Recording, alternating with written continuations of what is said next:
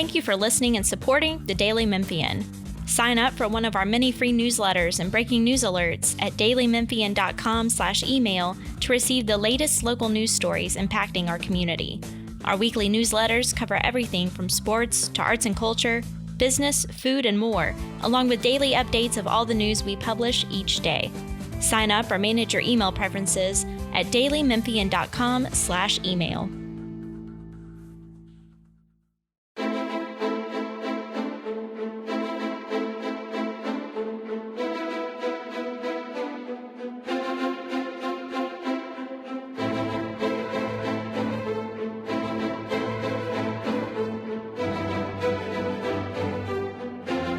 This is the Daily Memphian Politics Podcast. I'm Bill Dries. Our main event is big changes proposed for the property reappraisal process here in Shelby County, just as those new property values are showing up in mailboxes all over town.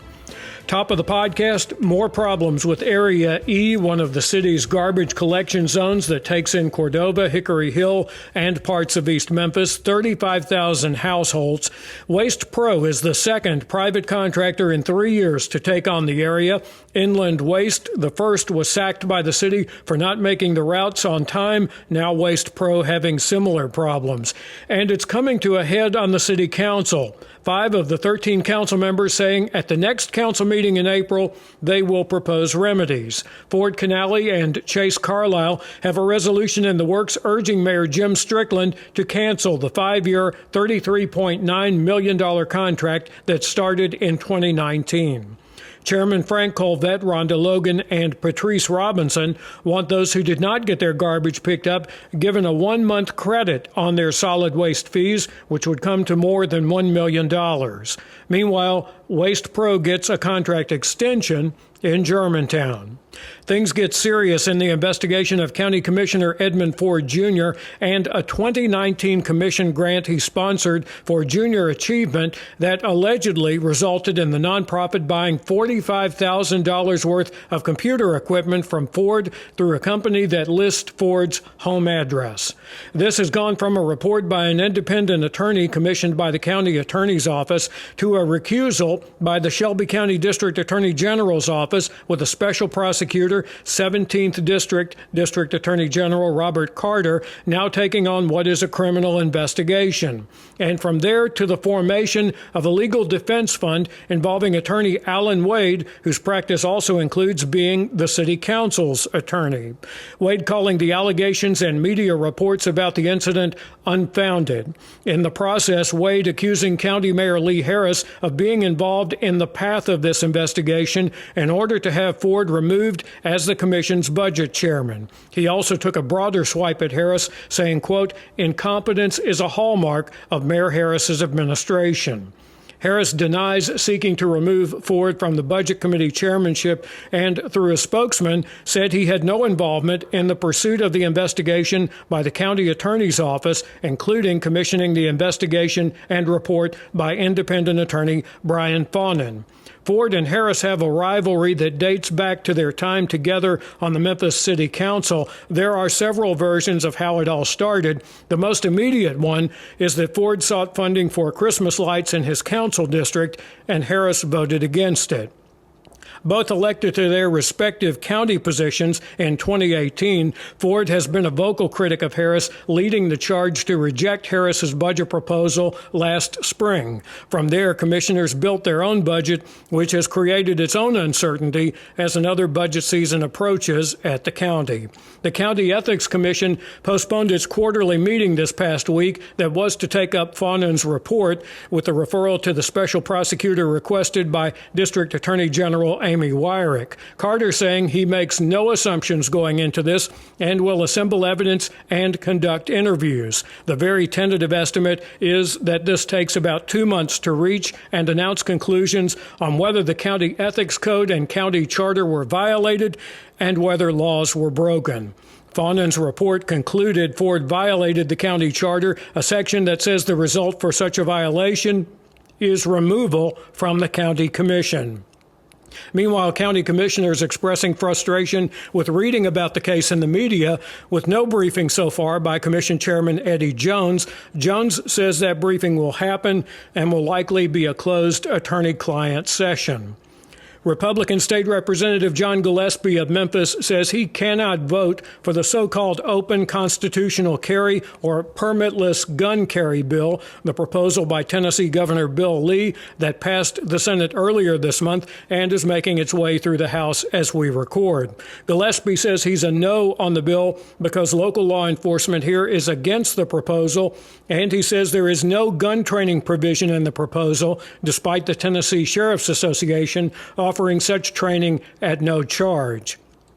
In the state Senate vote approving this, Germantown Republican Brian Kelsey was one of 3 Republicans who voted no.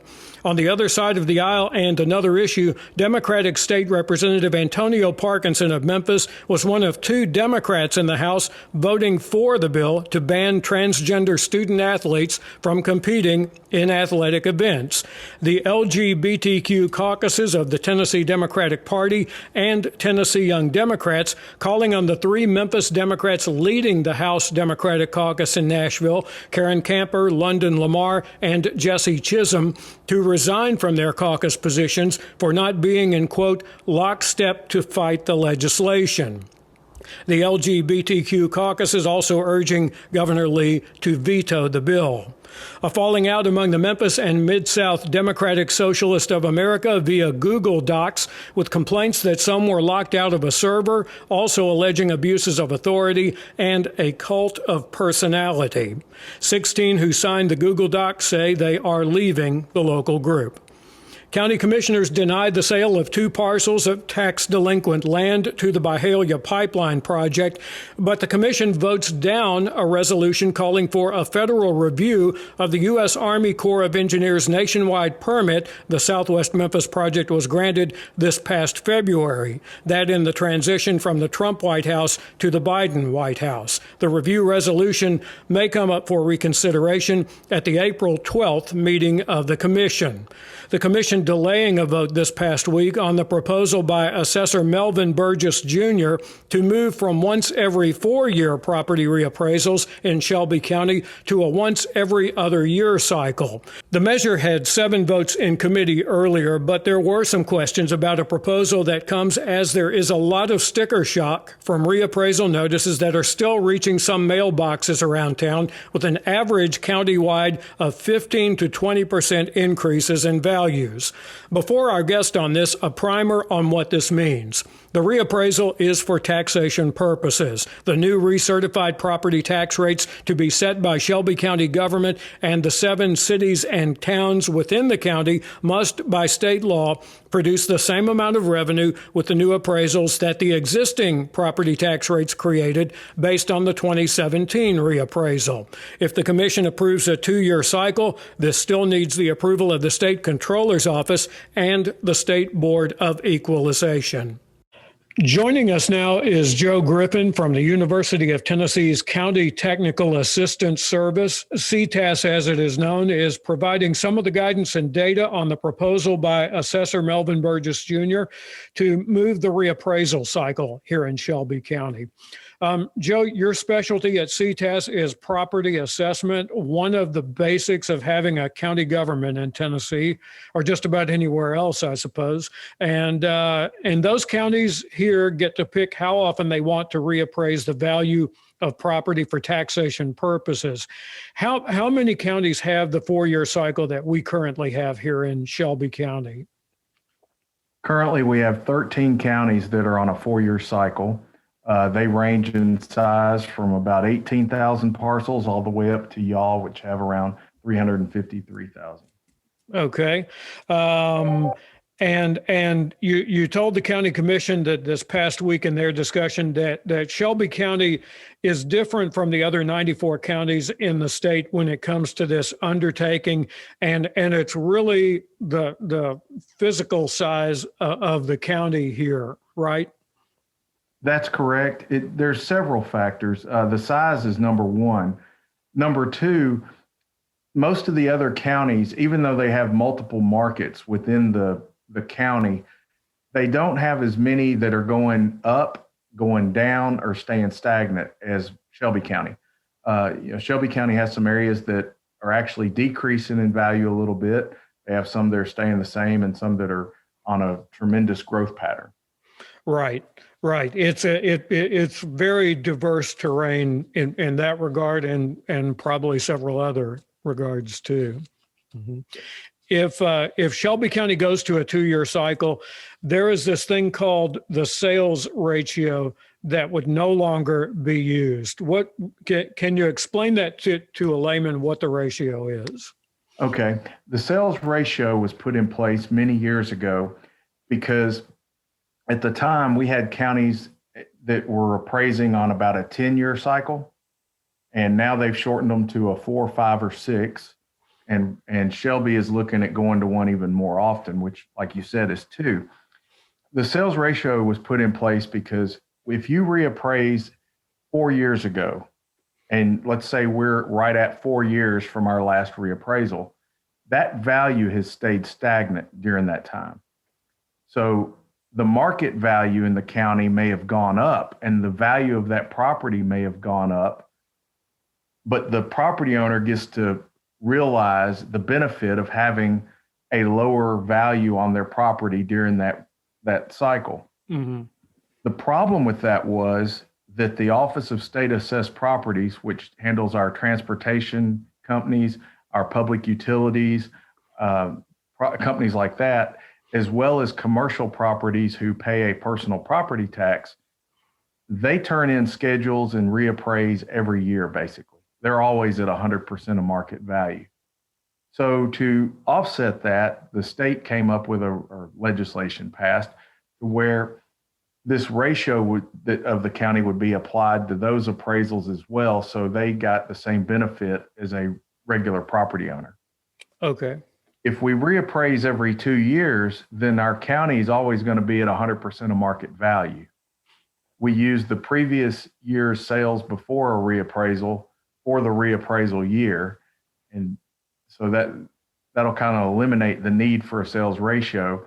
The benefit for the property owner would be, yes, their values on paper for the assessor's office are going to be higher, but we're also going to be getting a certified rate every time they reappraise. And the certified, I don't mean to go off, but this kind of plays in with the sales ratio. Absolutely. When there's a certified rate that is created during each reappraisal, it's a revenue neutral number. What I mean is the tax rate that is proposed as the certified rate means that the county will bring in the same tax dollars as it did the year before, except for new construction and things like that. But it's basically revenue neutral. So if you own a property and it gets reappraised every 2 years, if you're in the average growth area, where if the county goes up 20% and your property went up 20% as well, you should pay about the exact same in taxes, very similar, just a few dollars different. If you're in an area that's declining, you could actually pay a little bit less in tax dollars during that time. As I mentioned in the committee meeting, that was one of the things that's a benefit of a more frequent reappraisal, is that you capture the trend of the market more rapidly than you would by doing it on a 4, 5, or 6 year cycle. Mm-hmm. And for those unfamiliar with how this process works, the assessor's offices here and elsewhere don't just look at the calendar and say, oh, it's a reappraisal year, let's get started. Assessor's offices are pretty much constantly looking at property values, even if they only do the reappraisal once every 4 years, right? You're absolutely right. And you mentioned earlier about one of the things that makes Shelby unique. Having 154 employees, which you need for a county that size, creates the possibility, which they've done over the years, to have departments. So they have a reappraisal department, they have a visual inspection department, they have a new construction department. So they're able to do their jobs as they normally would. They're just reappraising more often. Mm-hmm. So if we have an every other year reappraisal here in Shelby County, do other counties across the state go to that, or at least look at going to that? I think Davidson County will be next.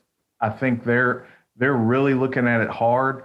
The thing that made them go second or pause on it is because their county is growing pretty much at the same speed all across the county. So they don't, even though they're getting big value jumps and sticker shock from what's happened in the last 4 years, I think it's easier for them to explain than it was Shelby. Mr. Burgess and Mr. Bailey came to me and wanted to do something different because they were getting all kinds of, I won't say flack, that's not the right word, but they were getting a lot of questions and a lot of things that they didn't understand of why they didn't reappraise more often. Mm-hmm. And currently the law says that you can reappraise on a 4, 5, or 6 year cycle. This is going to require a couple of things. First of all, we have to get the county to approve it. And then we have to run it in front of the State Board of Equalization for their approval, because in the law, it says that they will approve other plans, or they have the ability to approve plans outside of that 4, 5, or 6 year cycle. I've been in contact with the comptroller's office and working with them to get their feedback. Of course, they have to remain neutral, but they've given us some pointers and things on how to move forward. I've done studies on how other states do it. There's certain states that they reappraise every year, do an annual reappraisal. So this isn't anything brand new worldwide or in the United States. It'll just be the first in Tennessee. Mm-hmm. And I've heard over a lot of years of covering city councils members and county commissioners here that, you know, when it comes time for this reappraisal and their part of it after that, which is setting the new recertified tax rate, that it's very much hitting a moving target. So to recap for our listeners, that there was something that kind of brought that home several cycles ago in our current 4-year cycle. The 2009 and 2013 reappraisals were pretty critical moments. The 2009 reappraisal here reflected the economic boom just before the Great Recession, at a time when that recession's effects were just beginning to really come down hard here. And the 2013 reappraisal here reflected the recession as the county was on its way to recovery, and actually resulted in a first ever drop in revenue for local governments within the county. Were we unique in that experience, or did other counties see kind of that boom and bust cycle that was kind of off in its timing? Well, you and the other big 3 counties in the state, Hamilton, Knox, and Davidson, all reappraise on the same cycle. Well, they did up until this year. Knox has changed theirs, but up in those 2 reappraisals you're mentioning, they all 4 experienced the same issues. Like you said, the crash happened right as we were getting ready to mail notices in those counties. And then when everything was starting to recover, we had values that were still showing up lower because, like I said, we have to use the prior year's sales. Mm-hmm. And that's kind of the thing with appraisal. People look at appraisers as being magical and coming up with these numbers. Well, all they do is use history. They use information that's out there about, you know, what's sold and what they think it's going to. There's a little anticipation, but a big part of it is what it's selling for or what they're asking and that sort of thing. Mm-hmm. And you talked to the commission about this to a certain extent. How influential are these reappraisals in the appraised values in the real estate market? Well, they're very important for the real estate because most people go out and get a loan for their property, a mortgage, and the banks have to send an appraiser out to do the work. And if they send an appraiser out, and the first thing they're going to do is look at what the assessor has on it. And again, if that appraisal is 4 years old because it's been 4 years since a reappraisal, they're not going to get much help from there. And they're going to look at the same sales that the assessor is, but the assessor hadn't started their reappraisal. So what the assessor has on their card could be much lower, or in some cases much higher than what the appraiser is going to find when they go out and do their work. So one thing that this would do would make the values more regularly reflect the market, and you wouldn't have quite those disparities. The assessors across the state get a lot of calls when that happens. Somebody will say, I just paid $200,000 for a house and you guys have it on for 150. Is there a problem? Well, in this case I'm talking about, it could have been 6 years since they've done a reappraisal, because there's 66 counties that we have on a 5-year and 16 that we have on a 6. So the 4-year is very familiar in the big 4 counties and some others, but the majority of the counties don't reappraise but every 5 or 6. And they're the more rural counties and they can handle that. It's these larger counties that have a lot more moving parts to them and they're much more difficult. The more regular you can reappraise there, the more accurately you can make the values. For local governments, the idea is that the new recertified property tax rate, as you went over, has to produce the same amount of revenue with the new property values as the existing tax rate with the values from 4 years ago or 2 years ago, if this happens. Just so I have a good working knowledge of this, what is the over and under on that moving targeted? Is it that you come in a percentage higher or lower than that standard? Because this is kind of a moving target. Right. You try to hit it right on, but it is a moving target because you have to anticipate what you're going to lose in appeals and things like that. And the appeals haven't even taken place at that point. Okay. So, you mail notices in April or May, you do your informals, and then you start your county board process. So some of these appeals have been going on for 6, 7, 8 years. And so you just try to give your best guess. And that's part of the certified rate.